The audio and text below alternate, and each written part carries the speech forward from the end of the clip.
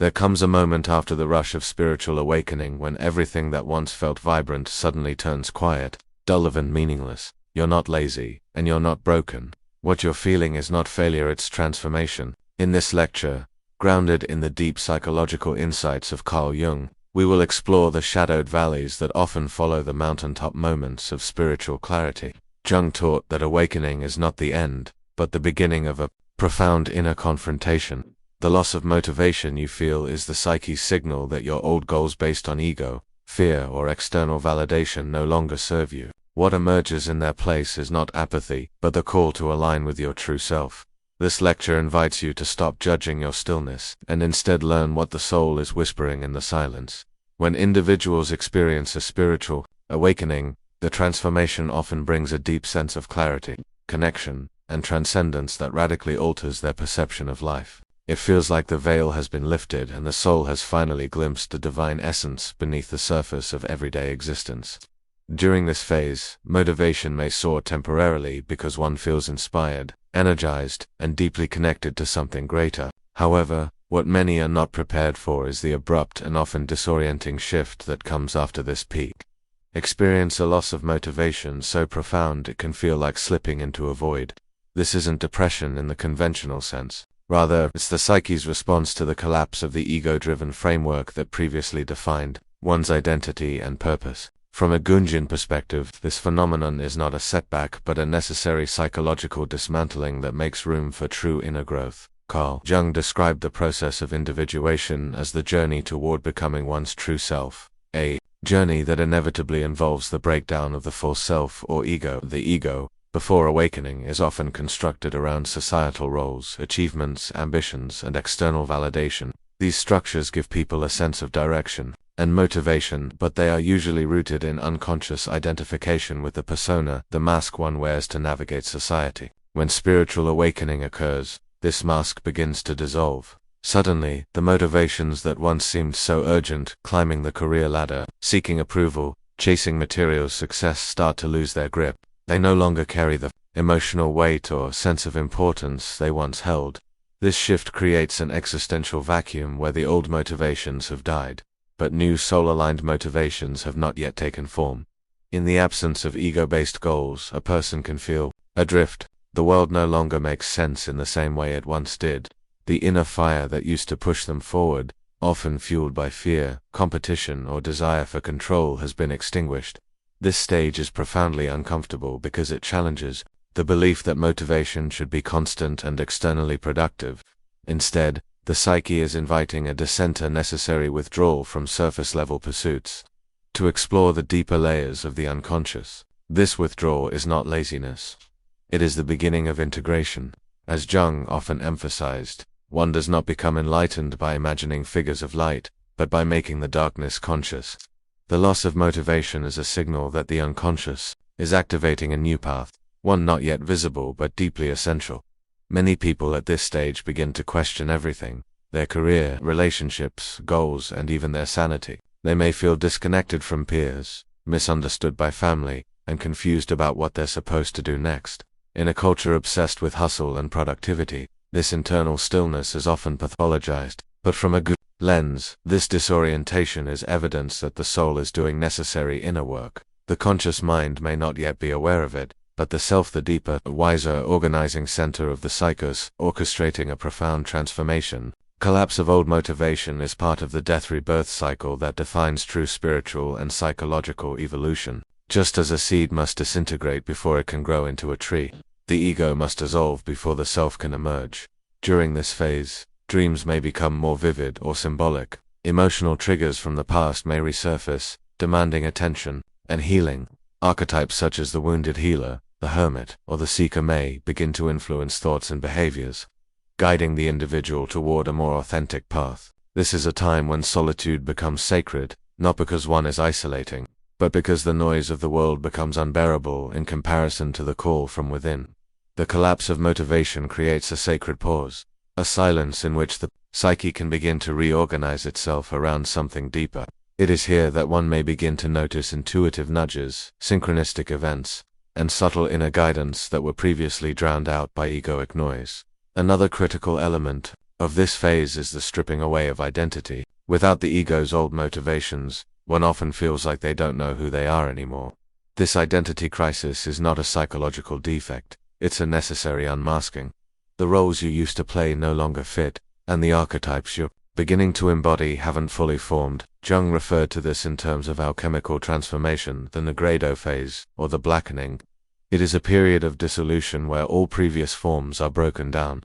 It's painful, confusing, and often marked by inertia. You may wake up and wonder why you feel like doing nothing, even when there are tasks in front of you. The psyche knows that those tasks, rooted in the old self, no longer align with your deeper truth. Social comparison often makes this stage harder. Watching others appear driven, successful, and motivated can trigger feelings of inadequacy or guilt, but those comparisons are based on appearances. In reality, many people are still unconsciously operating from ego, and their motivation is often fully driven. You, on the other hand, are being stripped down for a reason. Your soul is reclaiming sovereignty. The space created by this loss of motivation is fertile ground for new values, desires, and ambitions that emerge not from fear but from alignment.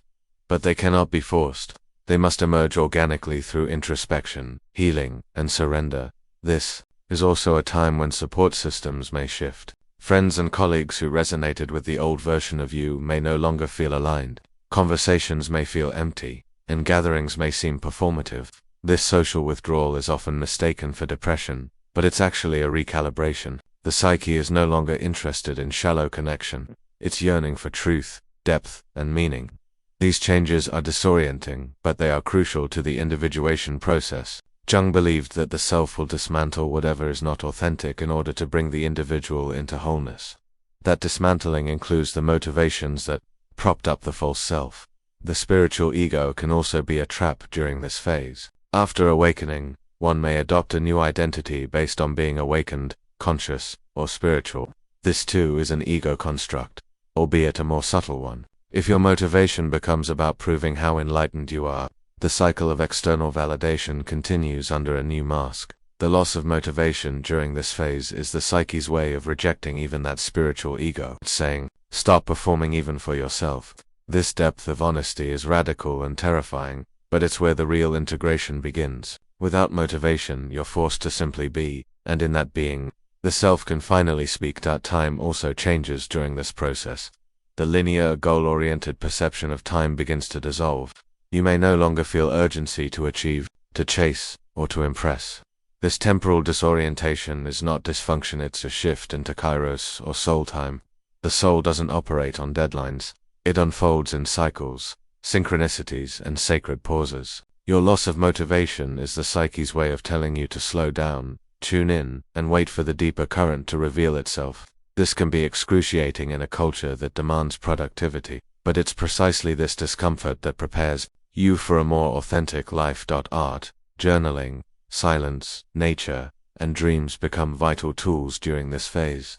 They allow the unconscious to speak in a language beyond logic. You may feel drawn to creative expression not as a career move, but as soul medicine. The point is not to produce, but to process.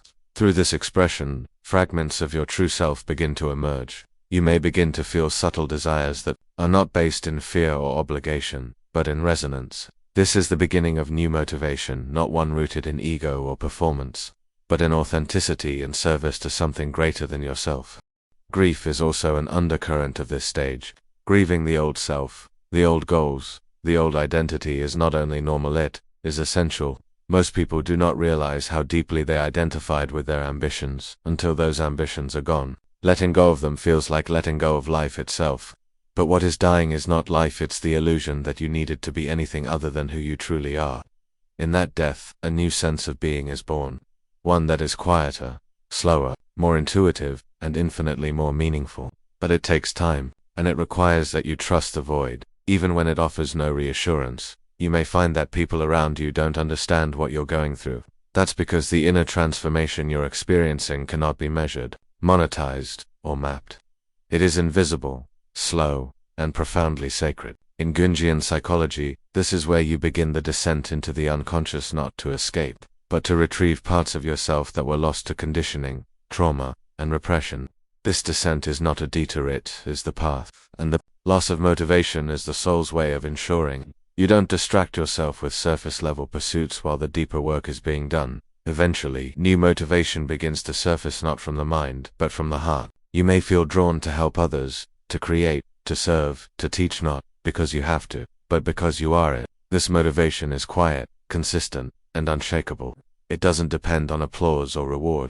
It is rooted in alignment with your deeper self, but it only arises after the ego's motivations have been fully surrendered. Until then, the void remains, not as a punishment, but as a purification. The space you are in now, the stillness, the silence, the confusion is not the end. It's the sacred in-between, where your old self has died and your true self is preparing to emerge. Spiritual awakening is often romanticized as a euphoric and enlightening event that permanently elevates a person into a state of peace and purpose. However, the reality that follows is often less glamorous and far more psychologically complex. After the light of awakening flickers through the psyche, it doesn't just illuminate what is divine, it casts shadows that had previously been ignored or repressed. One of the most misunderstood aspects of this journey is the sudden and deep loss of motivation. It seems contradictory. How can a person who has just tapped into a higher truth suddenly feel numb, indifferent, or lost? Carl Jung's psychological framework provides the most profound explanation.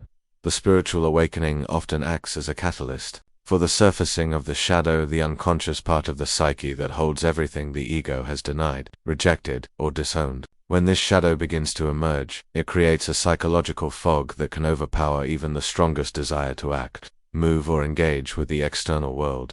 Jung emphasized that the path to wholeness requires confrontation with the shadow. This confrontation is not a mere intellectual exercise. It is a deeply emotional, raw, and often painful experience.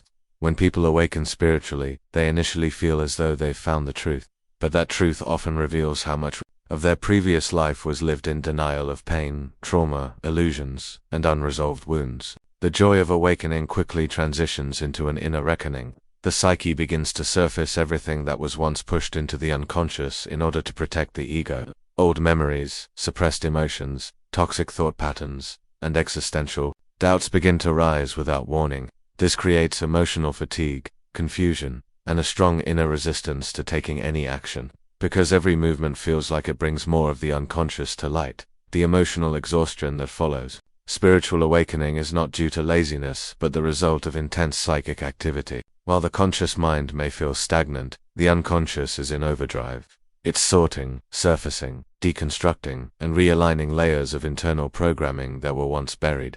This process drains energy that would normally be directed toward daily routines, external goals, or long-term ambitions.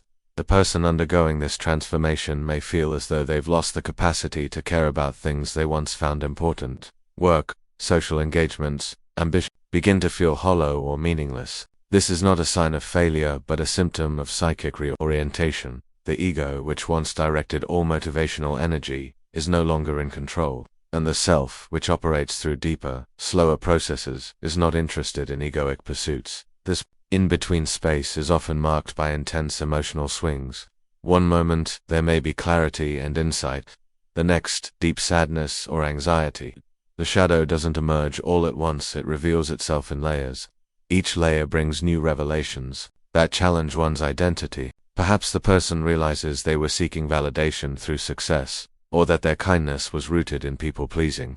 These realizations are not just cognitive, they carry emotional weight. They must be felt, processed, and integrated. And this emotional processing leaves little energy for traditional motivation.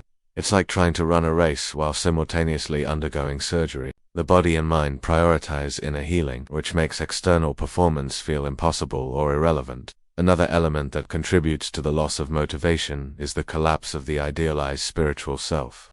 After awakening, there is often an unconscious tendency to construct a new identity around being awakened or conscious. This spiritual ego subtly takes the place of the old ego, promising purity, peace, and constant positivity. But as the shadow begins to rise, the person realizes they are still angry, insecure, jealous, or fearful. These feelings seem to contradict the spiritual image they had started to build. This inner conflict creates shame and confusion. The person may feel like a fraud, or believe their awakening wasn't real.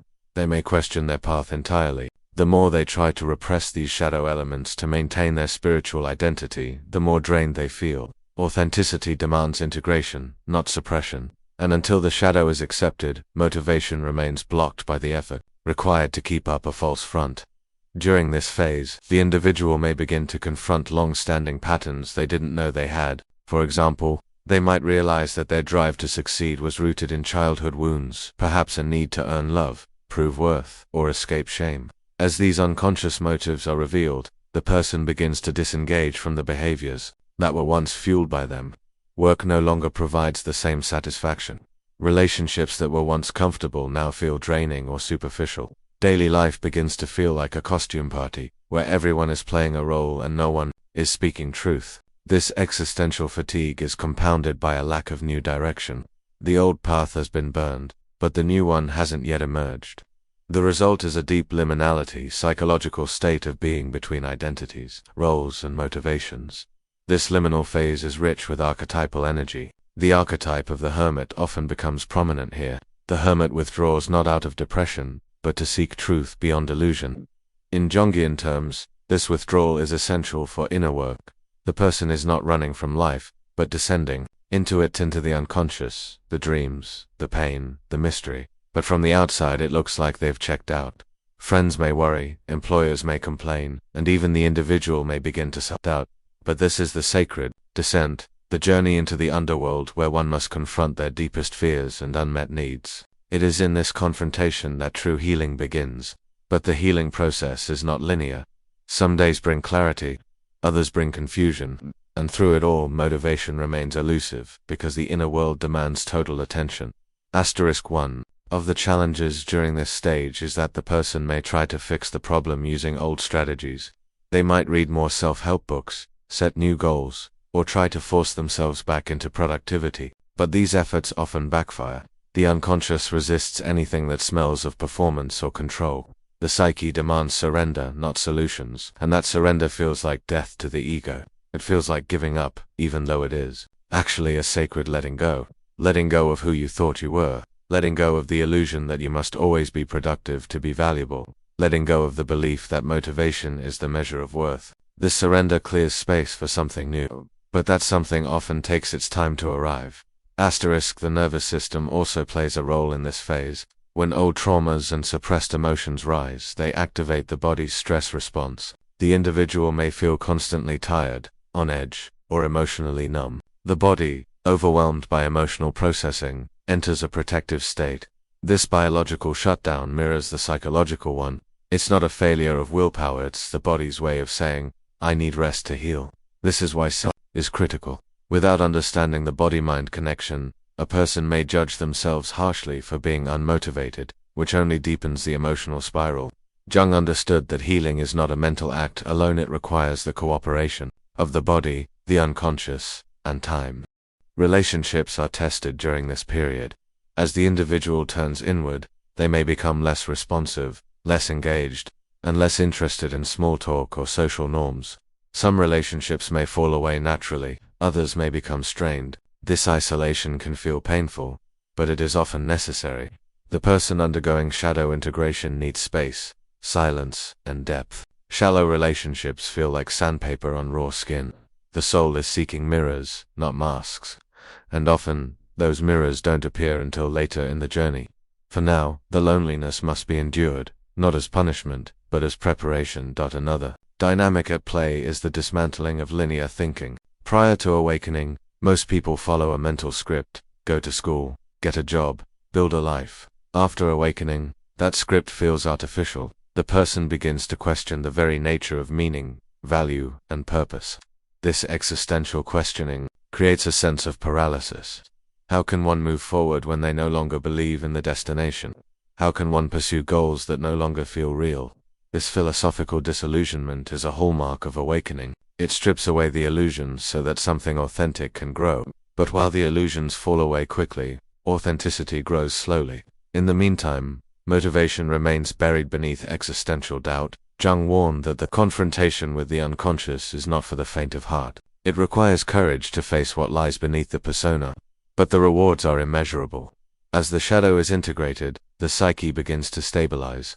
Energy that was once used to repress, deny, or pretend becomes available for creation, connection, and clarity, but this integration cannot be rushed. Each emotion must be felt, each memory honored, and each wound brought into the light. Until that happens, the unconscious resists movement. It will not allow the ego to push forward with the same agendas. It demands authenticity, and that demand often feels like stillness. In this stillness, something sacred begins to awaken. It is a deeper voice, a subtler desire, a new orientation. But it is faint at first. It speaks in whispers, not shouts. And to hear it, one must remain still. This is why the loss of motivation is actually a blessing in disguise. It is the way of clearing the noise so that the truth can be heard. But to receive that truth, one must endure the silence. One must trust the process. One must stop fighting the void and begin listening to it. Over time, the integration deepens. The person becomes more comfortable in their skin, more attuned to their needs, and more accepting of their complexity. They no longer seek motivation from egoic ambition, but from soulful resonance. They begin to act, not because they have to, but because they are moved to. This motivation is sustainable, authentic, and deeply fulfilling. But it could never have emerged without the shadow work that preceded it. The fatigue, the confusion, the stillness, all of it was part of the alchemical process. The gold of the soul cannot be mined without first descending into the darkness. And that darkness is where the real transformation begins. After a spiritual awakening, many people expect to emerge with a newfound sense of purpose, endless energy, and clear direction. It's often imagined that such a profound inner shift will naturally lead to an inspired life filled with clarity and unstoppable motivation, but what happens instead for many is the exact opposite. Once the veil is lifted, and one's eyes are opened to the deeper spiritual reality, the ego's ambitions, the old drive, and the previous sense of urgency suddenly fade. Life seems to slow down. The energy to do the things that once mattered, it disappears, and people find themselves sitting in unfamiliar stillness, surrounded by questions that once felt irrelevant. This confusing and often frustrating period is actually a critical part of the awakening journey. According to Carl Jung, the emergence of authentic motivation doesn't follow awakening immediately. It comes only after a deep restructuring of the psyche, a realignment of purpose that matches the truth of one's inner self. The ego is structured around adaptation, meeting expectations, chasing security, building identity based on feedback from the world. Prior to awakening, motivation is usually a response to this structure. People work hard to earn approval, succeed, impress, and feel valuable. There is a sense of reward when goals are accomplished, and punishment when they are not. This binary framework, succeed or fail, do or die, keeps people moving, often without questioning whether the destination is truly aligned with their soul. When awakening happens, this framework collapses. The person sees that they are not just the body, the role, the identity, they are consciousness itself, a fragment of something eternal, and in that realization, the game changes. The old rules no longer apply. Chasing money, validation, or success suddenly feels pointless. The outer world loses its magnetic pull, and the inner world becomes a vast ocean that calls for exploration. But how does one stay motivated when everything they used to care about loses its meaning? The truth is, they don't, at least not immediately. This collapse of drive is necessary. It creates a space for something real to emerge. Authentic motivation doesn't come from fear, urgency, or external validation. It arises from inner alignment, and for that alignment to take place, there must be silence. Jung spoke often about the need to listen to the unconscious, to allow the self, not the ego, to guide the psyche forward. But the self doesn't operate through force. It speaks in whispers, intuition, and slow realizations. It needs time and trust. In the meantime, the individual feels unmoored. They wake up with no clear reason to move. They try to return to old routines but find themselves uninspired. Even passions that once brought joy seem faded. It feels as if the world has stopped turning, and they are suspended in a kind of limbo. But this limbo is sacred. It is the pause between the old self and the new one. It is the chrysalis between the caterpillar and the butterfly. Jung believed that the self is the totality of the conscious and unconscious psyche. After awakening, the ego begins to realize that it is not the center anymore. It is merely a servant of the self. The real source of motivation now lies in the deeper layers of the psyche. But these layers do not operate on deadlines, goals, or competition. They work through resonance, symbolism, and authentic desire. And desire is not the same as craving. Desire, in this sense, means a pull towards something that nourishes the soul, but before that desire can be felt, the person must learn to differentiate between what they think they want and what they actually want. The problem is, for most of life, they've only known the former. Now, with the ego no longer running the show, a void is left, and in that void, a quiet reprogramming begins. This reprogramming cannot be rushed. Motivation will not return on command, because it is no longer coming from the egoic mind. It will rise only when there is integrity between action and being. That means doing things not because they're expected or rewarded, but because they feel right. For many, this means a complete overhaul of priorities. Work that once seemed important may now feel pointless. Social circles may shift as conversations no longer satisfy. Creative projects may get paused as the soul reevaluates whether they were expressions of truth or ego. This recalibration is frustrating to the part of the mind that craves structure and certainty, but it is deeply necessary. Without it, one risks building a new life on the foundation of old patterns. During this time, patience becomes the highest virtue. The individual must learn to wait without pushing, to listen without grasping, to allow without forcing. This is not inactivity, it is gestation. Like seeds buried in soil, the new direction is forming beneath the surface. And just as a farmer doesn't tug on sprouts to make them grow faster, the awakening individual must not rush their inner emergence. Instead, they observe, reflect, and trust. They follow breadcrumbs, small sparks of interest, moments of clarity, subtle signs from the unconscious. These fragments begin to coalesce over time into a new pattern, a new rhythm of living that is not based on proving anything, but on being true to something deeper. One of the first signs of this new motivation is a return of curiosity. It doesn't roar back, it whispers. The person might feel drawn to read about a new topic, visit a certain place, or create something without knowing why. These impulses are different from old compulsions. They are not frantic, not loud. They feel gentle, nourishing, almost sacred. Following them leads to new insights, new connections, and eventually, new directions. This is how authentic purpose begins to unfold, not as a 5-year plan, but as a series of inner nods from the self. Each action taken from this place reinforces integrity between the inner and outer worlds, and with each aligned action, energy begins to return. Motivation grows not as fire, but as a steady flame. This new way of living requires discernment. Not everything that looks spiritual is soul-driven, not every impulse is authentic. The ego is crafty and will try to hijack the process. It may try to repackage old goals with new spiritual labels. That's why continued shadow work is essential. By examining every motive, the individual keeps their actions aligned with their truth. Jung said that one must be willing to be alone with their unconscious, to dialogue with the images and symbols that arise, and to take responsibility for their inner life. This radical self-honesty becomes the foundation of authentic motivation. No longer driven by applause, fear, or validation, the person begins to act from clarity, integrity, and inner authority. This is not a linear process. There will be relapses. Old habits will resurface. The ego will whisper that you're falling behind, that you should do more, hurry up, or get back to normal. These voices must be met with compassion and understanding. They are remnants of the old world, echoes of a life lived in fear. Now you are choosing a different way, a way that listens before it speaks, that feels before it acts, that aligns before it moves. This is the path of the integrated self, a path that may look slower from the outside but is infinitely more sustainable and fulfilling. As this alignment deepens, the concept of motivation itself begins to change. It is no longer about energy surging forward, it becomes about inner congruence. The person begins to feel motivated when their thoughts, feelings, and actions are in harmony, when their behavior reflects their values, when their expression reflects their truth. This motivation is quiet but resilient. It doesn't burn out because it isn't being forced. It flows naturally because it is connected to something timeless. The soul's reason for incarnating in this life. Eventually, the person realizes that the loss of motivation wasn't a curse.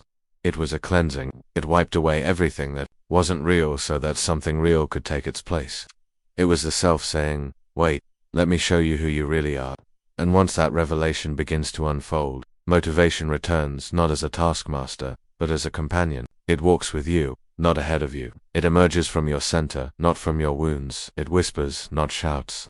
And in that whisper is everything you need to know. You begin to make peace with slowness. You embrace pauses as sacred. You listen more, you act less, but more powerfully. You stop chasing and start magnetizing. You stop proving and start expressing. Life becomes less about climbing and more about unfolding. Your energy is no longer drained by pretending, it is replenished by being. This is what Jung called individuation, the journey toward becoming who you truly are. It is not a career path, a title, or a goal. It is a way of living, a sacred agreement to be led by the self, not the ego. And in that agreement, authentic motivation is born. It flows like a river, steady and sure. It may not be loud, but it is true. It may not impress others, but it satisfies the soul. It may not come quickly, but once it comes, it stays, because it belongs to you, and it will guide you for the rest of your days.